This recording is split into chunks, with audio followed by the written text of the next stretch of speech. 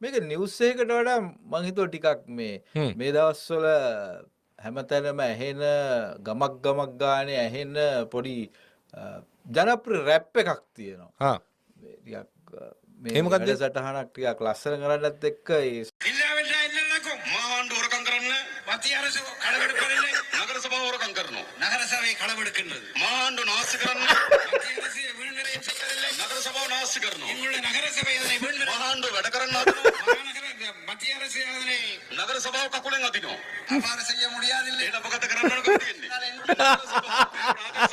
ජාතික ජනබලවේගයට අයියෝ මේ කවියක් වගේ මේ කියාගෙන යන තීසීස් එක මේකේ මේ සම්සන් එක ජනාධිපතිවරයා කොහොමද ගන්නෙ? අපි හොරකම් කරන්නේ, අපේ පළාත් සභාවේ අපි කරන්නේ, අපේ රජයේ අපි කරන්නේ, අපි හොරකම් කරන්නේ නැතුව සල්ලි ඉතුරු කරනවා, මේ සල්ලි ටික අපි පළාතට දෙන්නේ, පළාතට දුන්නොත් උන් හොරකම් කරනවා, අපේ අය නම් හොරකම් කරන්නේ, උන්ගේ අය නම් හොරකම් කරනවා.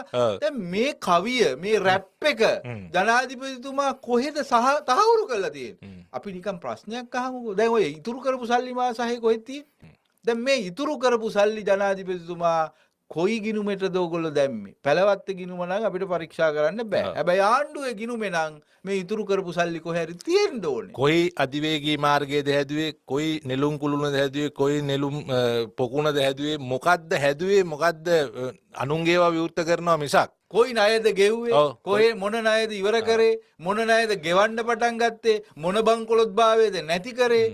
මොකුත් නැහැ. මේ අද මම පත්තරේ කියවනකොට දැක්කා මේ රවි කුම්දේස් කියලා තියෙන මොනද ඖෂධ වගේ නැහැ කියලා. කෙහෙලියගේ කාලේ අපි ඖෂධ 80ක් නැති වෙනකොට කෑ ගැහුවා. දැන් 180ක් නැති වෙනකොට අපි කෑ ගහන්නෙත් නැහැ. කෑ ගැහුවට මාධ්‍ය යන්නෙත් නැහැ. අපි අහන්නේ ජනාධිපතිතුමාගෙන් දැන් ඔය ඉතුරු කරපු සල්ලි කොහෙද කියලා එක්ක අපිට කියන්නකෝ.